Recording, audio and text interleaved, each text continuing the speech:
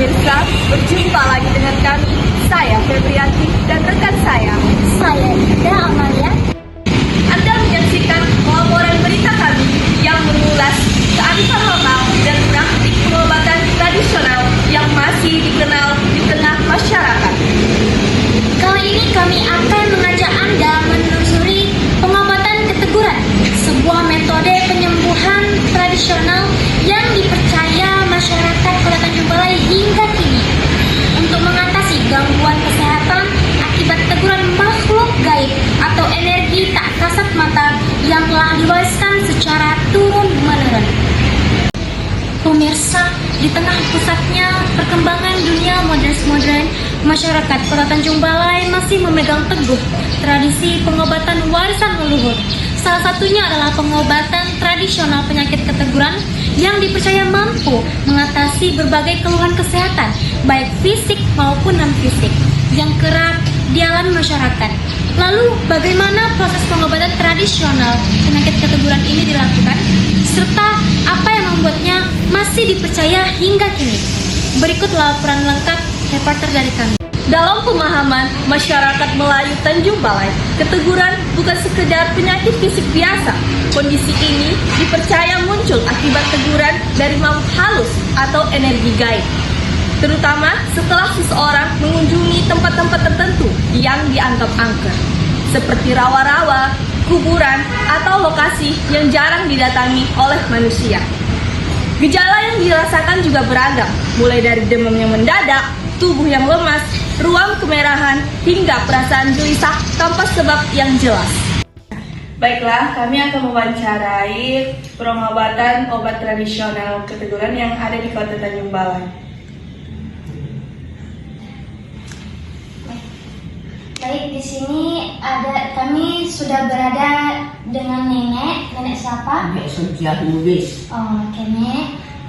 Kalau boleh tahu umurnya nenek berapa sekarang? 75 tahun.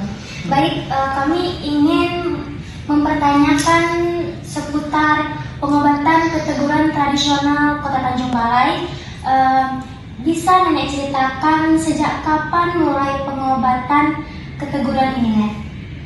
Itulah umur 25 tahun lah dimasuk ini. Datang dia begitu, tak mati. Jadi mana nenek kan masih muda lah nenek. Dua kali nenek datang ini. Udahlah, tak usah lah kata tu. Tidak kata pengobati kau kata. Dicakapi nenek. Jadi itulah nenek bikin mulu-mulu. Ada orang Aceh di situ tinggal. Ya, dia orang Aceh itu kan tak jatuh dia kan di muka Pertamina tuh. Tak juga sehat. Kalau tahu kamu ada uak tukang kusuk di Kampung Baru. Itulah, kau gitu kat situ, tak juga. Baklah aku tengok, aku kau tu kata, kaki kau tu kata. Kakak ni pandai-pandaian kata bilang. Baklah kata, sama pakai sini. Lama-lama bisa dia berjalan tu. Baguslah dibilang-bilangkan. Langsung sembuh ya, Nek? Iya, langsung sembuh. Tak mau nak itu nenek, jadi langsung sembuh. Jangan kau bilang-bilang dulu Mami Rola, aku malu masih muda, aku kamu ketong, aku pikir hati orang, aku mengusuk jantan, kata aku begitu. Tidak, aku kasih tahu semua, Mbak bisa orang berjalan, Mbak bisa orang apa kata dia. Dia bilang kan, udahlah datanglah malam-malam, kok gila uak, perubahan. Udah dipanggil, malu pula uak menulaknya. Saya tak berani dah uak dah. Kalau ada uak kamu laki-laki tak takut uak. Oh memang kusuk kaya kata mencari duit kau kata bilang begitu apa kata begitu. Nama lelaki kan. Mahalnya uak. Hanya itu saja, Nek? Iya. Jadi mulai mengobati keteguran ini dari umur 25 tahun, Iya, ya, Nek? 25 tahun. Oke, Nek. Selanjutnya akan dijelaskan oleh rekan saya. Selanjutnya, Nek, menurut Nenek apa arti keteguran ini dalam kepercayaan masyarakat Tanjung Balai? Masyarakat ini, Pak tahu, kalau sudah diambil ini, jaliskan begini kunyit ini, keluarlah angin, terap, udah itu, cakap di kami, koncinglah dia ke kamar mandi, udah ada sehat lah. Datanglah apa badannya itu bakal ingat sudah. Bakal luar bakal ingat sekali. Dia yang bilang ya, macam mana kau rasa wak? Udah wak sehat, bakal luar anginnya katanya. Jadi apa lagi? Dibawa dia ke rumah sakit pun bukan tahu. Nah, selanjutnya Nek, apakah keteguran ini selalu berkaitan dengan makhluk halus atau ada faktor lain? Tak ada makhluk halus namanya. Kalau yang lain nonan ulah-ulah setan tidaklah, tapi makhluk halus namanya itu nama roh. Dan sudah roh-roh dan sudah meninggal begitu, udah alam baka. Jadi ditogohnya lawak. Apa dia dulu sayang dia sama cucunya dia, tak bisa dia longkang sama cucunya. Jadi dia tak ingat di sapo-sapo dia di sana. Dia kata bukan datang kamu tak maaf ya, pada begitu. Tapi sehat Nek, setelah itu Tapi sehat lah, sehat dia. Tapi dia pekerjaan begini kunyit, sehat dia. Oke Nek. Terima kasih ya Nek. Iya. Berbeda dengan pendekatan medis modern, pengobatan keteguran dilakukan melalui cara-cara tradisional yang memadukan unsur spiritual dan alam. Salah satu metode yang dikenal luas adalah ritual kisik-kisik. Ritual ini biasanya dilakukan oleh orang tua adat, tabib, atau tokoh masyarakat yang dipercaya memiliki kemampuan khusus. Tujuannya adalah mengembalikan semangat atau biasa disebut dengan masyarakat Kota Tanjung Balai itu menjemput semangat yang katanya ditegur oleh orang terdekat atau keluarga yang sudah meninggal dunia. Selain ritual spiritual, pengobatan keteguran ini juga kerap disertai penggunaan ramuan herbal tradisional. Bahan-bahan alami seperti air rendaman daun tertentu atau ramuan penurun panas yang digunakan untuk memulihkan kondisi tubuh pasien. Meski tidak tercatat dalam standar medis, praktik ini masih dipercaya efektif oleh sebagian masyarakat. Apakah pasien perlu melakukan tantangan tertentu setelah diobati? Cuman kalau sudah nenek mengobati, sudah nenek bikin obat atau waktu, minta tolong ya jangan mandi. Kalau mandi ini kan sabun dicuci ke sabun habis itu saja lah. Tunggu nanti jam 4 atau jam 5 mandi kamu ya, gitu. Kalau nenek pun menyuruh sini, tak usah mandi ya. Udah nenek besok pagi saja doang menyapu gitu. Tak usah laku besok lah mandi gitu. Nenek lah mandi. Iya tak boleh mandi, tapi besoknya itu mandi lah jam 8 jam 9.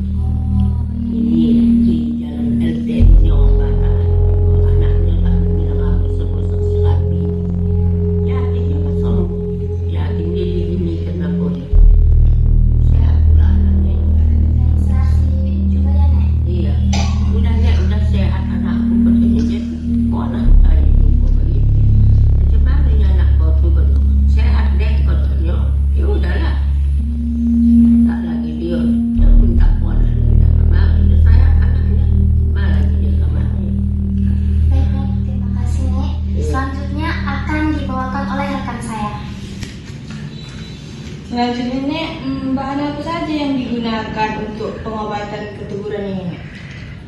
Kunyit, kapur, udah. Kalau pun tak ada kunyit di bawahnya, nenek ada kan kunyit di sini, ada kunyit nenek begitu. Ada orang membawa 2 begitu, jadi tinggalkan begitu 1. Tak boleh lagi dibawa pulang. Jadi penyakit itu pulang balik lagi itu namanya itu. Iya.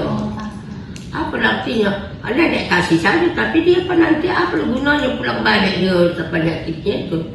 Tak baik dia. Orang dimintanya lebih kan. Tak boleh itu. Selanjutnya, Nek, bisa Nenek jelaskan apa makna dari kunyit yang terbuka dan yang tertutup dalam pengobatan tradisional ini? Apa Nek? Bisa Nenek jelaskan apa makna dari kunyit yang terbuka dan yang tertutup dalam pengobatan keteguran ini?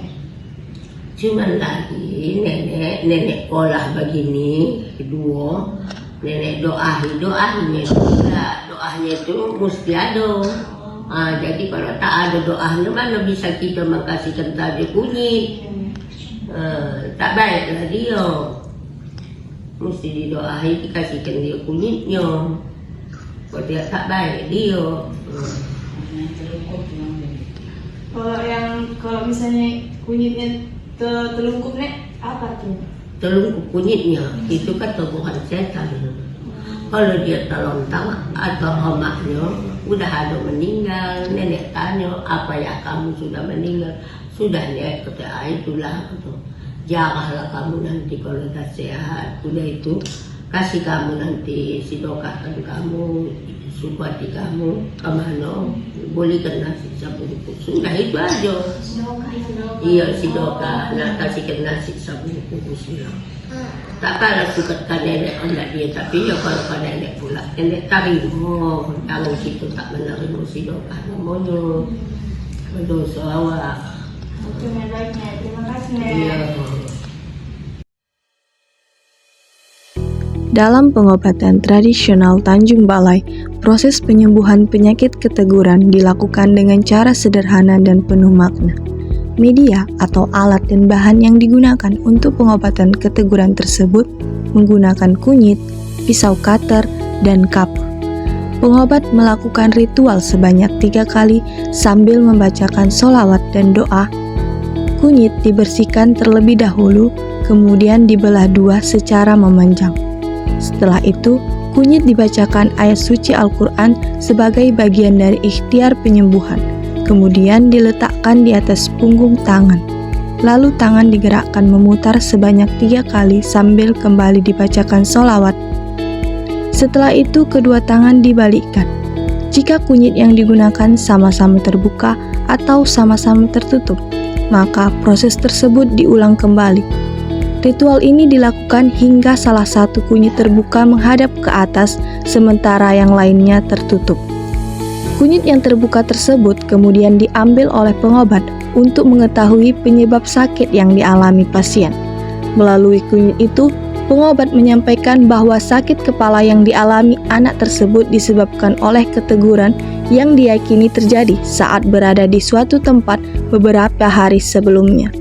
Selanjutnya, kunyit tersebut dioleskan ke beberapa bagian tubuh pasien, seperti kening, kedua bahu, siku, ibu jari tangan, lutut, punggung kaki, dan ibu jari kaki. Pengolesan ini dipercaya dapat membantu mengurangi keluhan yang dirasakan.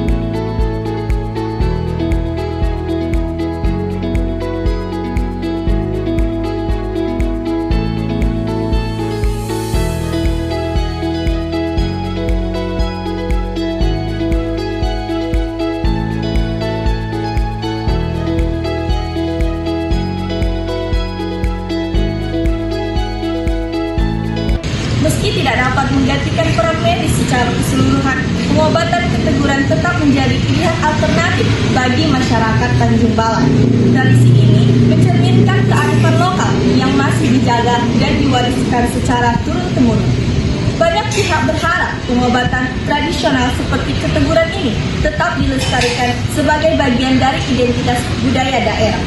Pengobatan keteguran menjadi bukti bahwa kearifan lokal masih hidup dan dipercaya masyarakat Kota Tanjung Balai.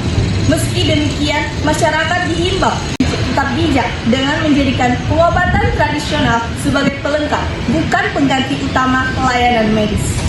Baik, demikian laporan mengenai pengobatan tradisional keteguran di Kota Tanjung Balai. Semoga informasi ini menambah wawasan kita tentang kekayaan budaya dan kearifan lokal yang ada di daerah.